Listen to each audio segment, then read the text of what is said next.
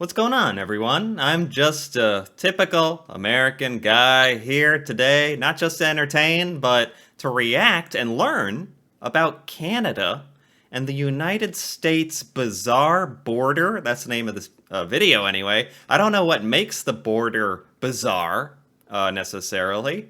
When Americans think about the US Canadian border, they really don't think much of anything unusual about it, to be perfectly honest.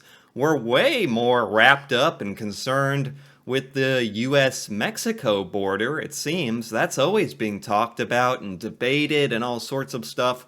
But I think maybe the reason the US Canadian border is just kind of not talked about is because it's so chill. It's, for lack of a better word, it's there's no controversy. Everything's on good terms. It works well. Americans are perfectly happy with Canadians coming into America, and hopefully Canadians are cool with Americans traveling into Canada. But that's just my limited understanding of the situation. Maybe this video can enlighten me a little bit on what would make this border bizarre. I don't know if we're talking about politically or geographically. I don't really even know, in all honesty, just the fact that it would just be above our northern states. I'm not too familiar with Canada's territory in that area, so I don't even have a great visual idea in my mind of what it all looks like. So I have a lot to learn about this, so maybe this can help me. Canada and the United States share the longest, straightest, possibly boringest border in the world. I didn't know that. Already off the bat. At least I know what I don't know, kind of. But it makes sense. Look at it. The longest continuous border of any two nations on the planet.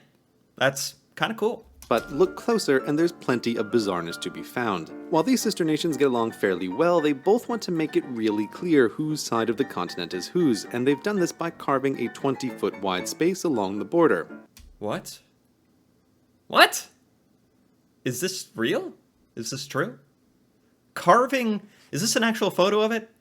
Like, we're actually physically getting, like, tractors out here and carving a physical, visual, 20-foot representation of the border? That's very interesting. I guess, hopefully, America and Canada are both mutually cool about this is how it's gonna work, I guess. All 5,500 miles of it. Right.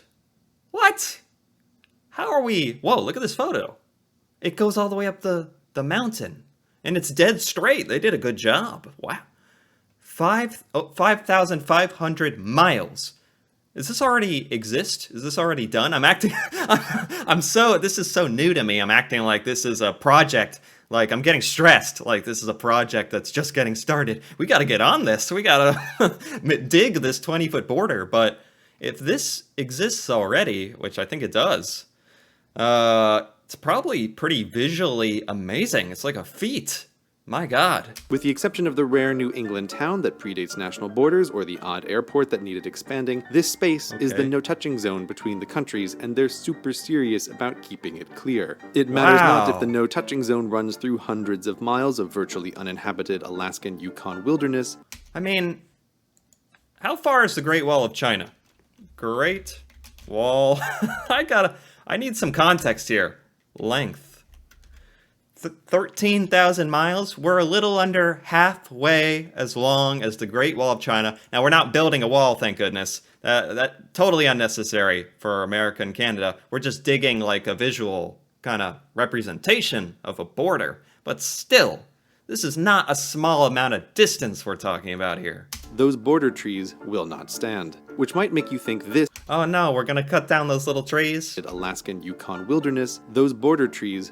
Because they're in the... Oh, how unlucky for these little trees being right smack in the border of all things, and they're gonna get just macheted away, chopped away. Sorry, I guess that's how it goes. Will not stand. Which might make you think this must be the longest, straightest, deforested place in the world. Yes! But it isn't. Deforested, yes, but straight, not at all. Sure, it looks straight on a map, and It does look straight, wow. Yeah, this is pretty amazing. Like, this is like a modern marvel. I am amazed still that this is a thing. Treaties establishing the line say it's straight, but in the real world, the official border is 900 lines that zigzag from the horizontal by as much. I mean, that's pretty good. Come on. Like, we're nitpicking here.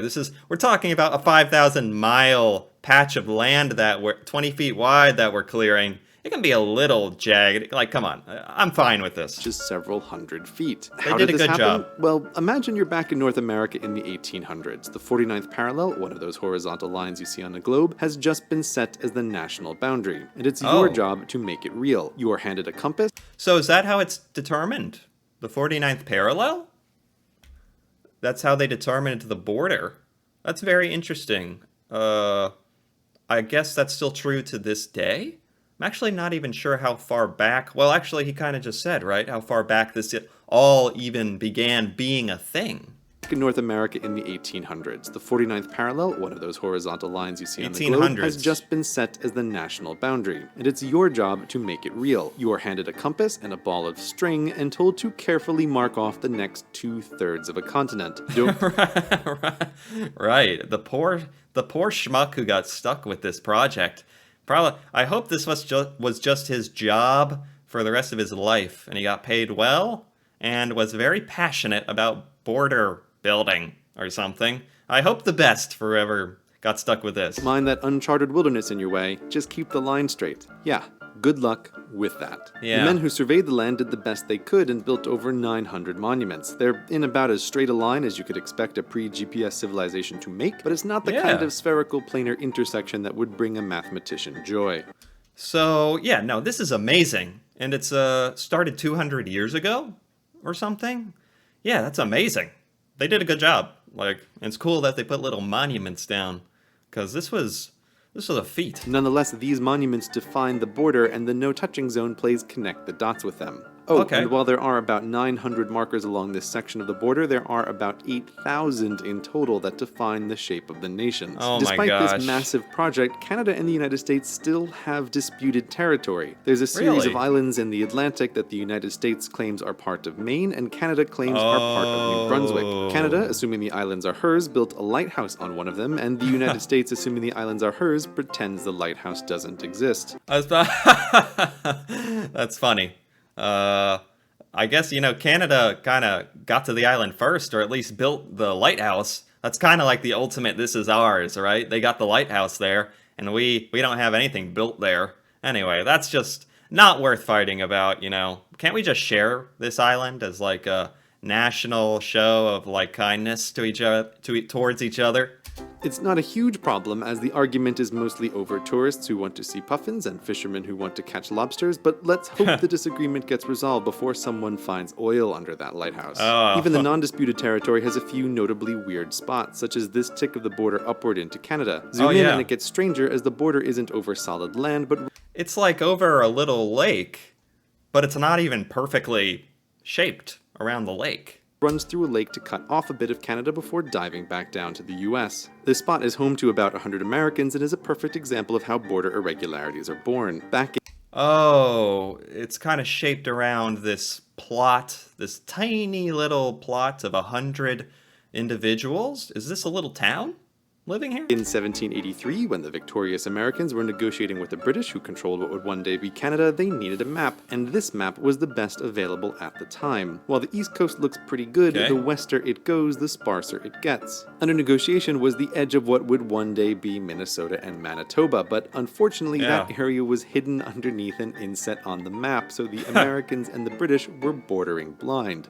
Seriously. Huh. They guessed the border should start from the northwestern part of this lake and go in a horizontal line until it crossed the Mississippi, somewhere. But somewhere turned out to be nowhere, as the mighty Mississippi stopped short of that line, which left the border vague until 35 years later, when a second round of negotiations established the Oh my aforementioned gosh. 49th parallel.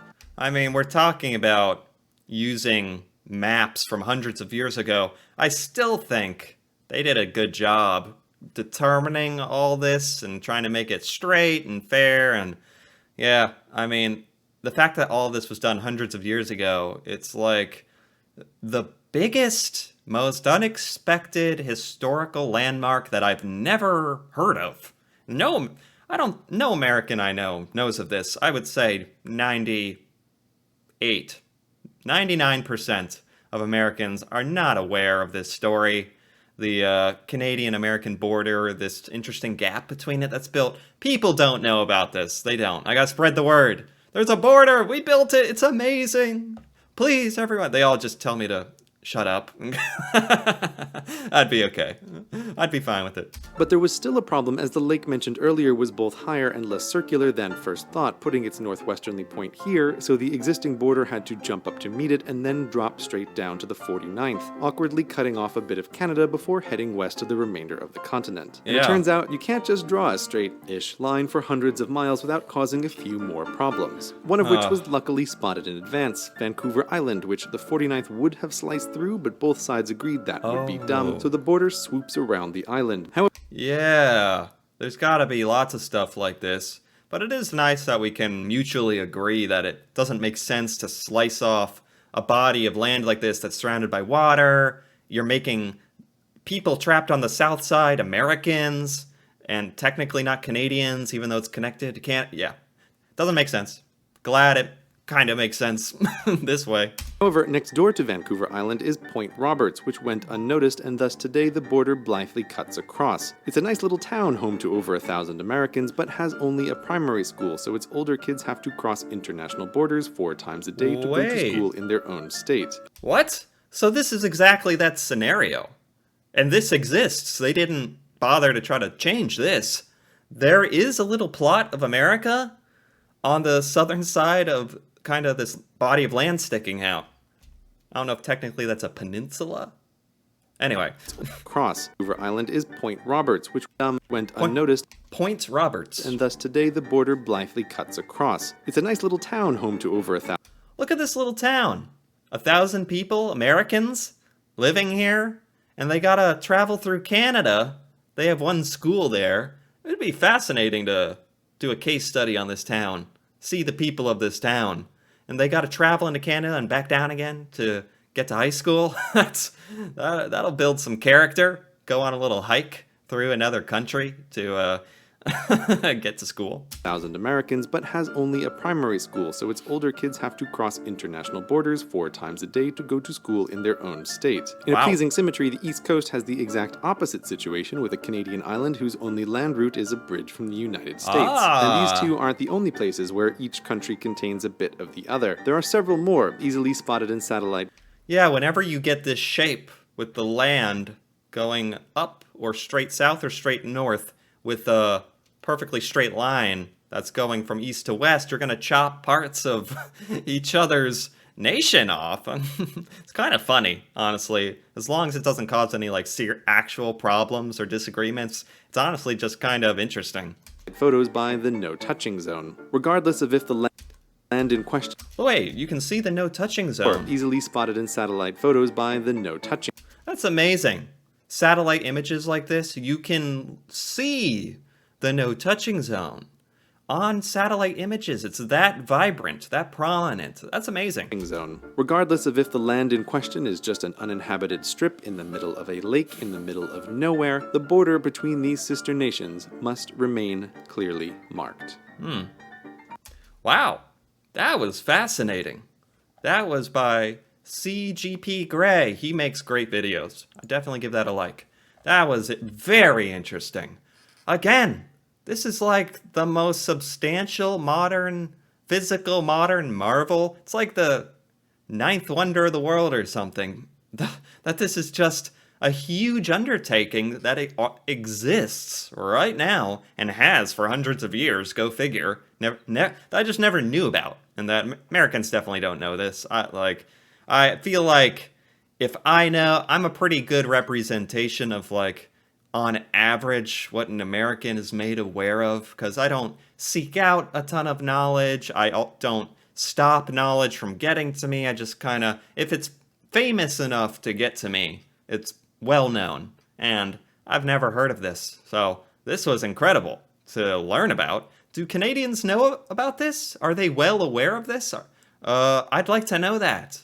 Because is it just like an American thing that we don't know about this no-touch zone, if we're calling it that? Very interesting. And I think that one of the reasons I'm so shocked and in awe is because we're talking about something that is in America. You know, it's the border. It's touching America. It's right here where I live, and yet I'm unaware of it. It's kind of shocking. Anyway, probably just is a good reminder that we don't know anything. There's so much right under our noses that we don't know. I don't want to get too philosophical here, or maybe I do. No. Okay. Okay. But if you enjoyed this video, if you enjoyed this reaction, feel free to give it a like or leave a comment. And if you're interested in more content like this, more videos like this, about Canada and Canadian culture, fun Canadian things, learning, it's all great. Feel free to subscribe to the channel for more. And until then, thanks for watching, and see you next time.